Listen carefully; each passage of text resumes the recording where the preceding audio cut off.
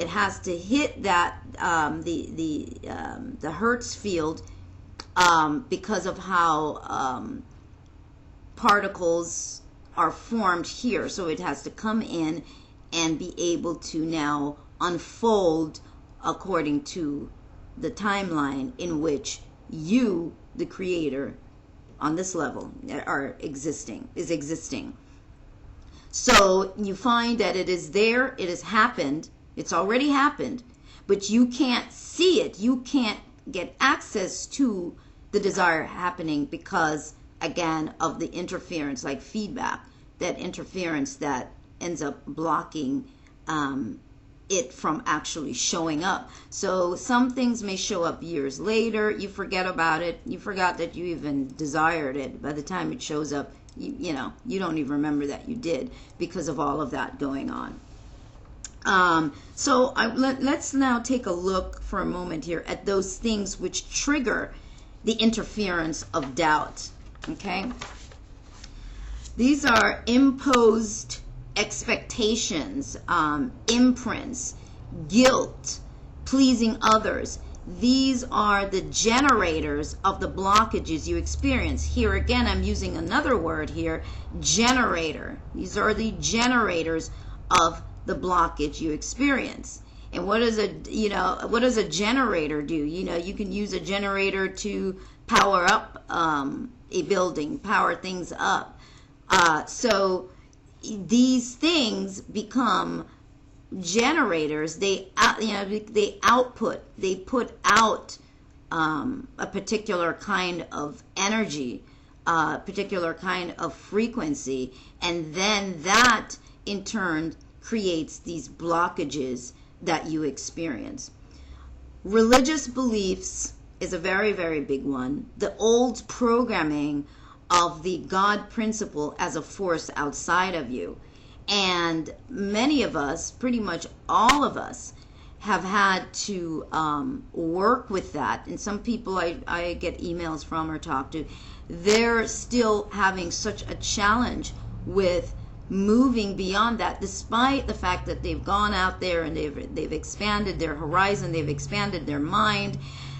We still have this imprinted in us, you know, about what this God experience is, that it's some sort of external force, and that plays a very huge role. So religious beliefs is a very big programming that many of us are struggling up against. Family beliefs, another very, very big one. Traumatic experiences, childhood incidents, betrayal, ridicule from an adult or one in authority, culture, spouse, lover, friends, genetic imprints, fears, these are the genetic imprints I'm looking at. Fears about health conditions that may be supposedly hereditary. Now, there's a great many things that get infused in us genetically. Many things that you wouldn't even think is there, but again, because you know, ultimately everything is all energy. That's all that you're dealing with in the end. That's it. Whether we call it energy or not, there is a substance. There is a force that is not a force, that is not a substance, that simply just is. But for the sake of using words, that's how we're describing it. That's how we're having to define it. So social rules of the matrix, very big one. Social rules of the matrix so controls us because it's the success, failure, and all of the acceptabilities that we now are attempting to meet. And so as you get older, you're busy meeting all of those expectancies, all of those things defined, these rules, these unspoken rules and codes and regulations by which the matrix runs. And then now that's compounded with all of the things I just mentioned, the religious beliefs, the family beliefs, the traumatic experiences that you may have had, cultural experiences, the spouse, the lover, the friends, the genetic imprints. So you are bombarded with all of these generators, and you cannot necessarily always pinpoint which particular thing. You're not even thinking that it's really any of these. You're just going on and you're just in your routine. And really the only time that people even snap out of it to start thinking about it, of course, is people like you who start scratching your head and you start to think there's got to be something more to all of this. So then you start to get stirred. Now, the limitations, we're going to talk about the limitations imposed on one's self while seeking spiritual freedom. Okay, we're going to talk about that. I want to bring this aspect in as well.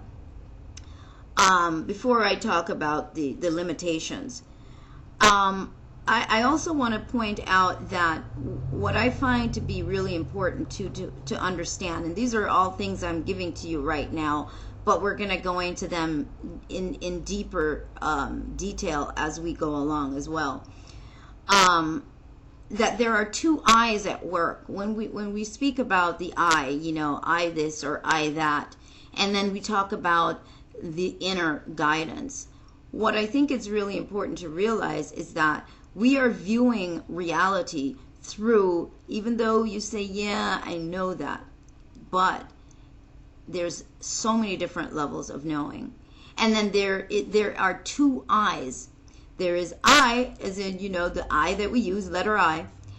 And then the I actually means the I, the E-Y-E.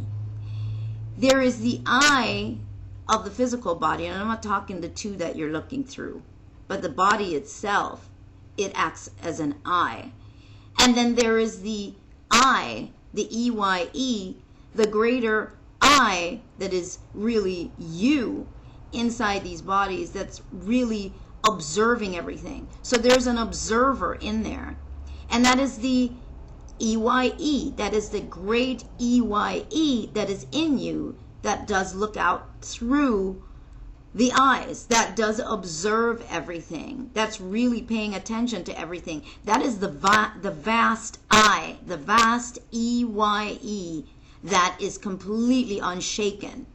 Why is that so significant? Because by the time we're done with this 3-part, I want you to really be able to zone in and understand that I, and allow that E-Y-E that scans and sees limitlessly into all that is occurring all the time, because that's the I that you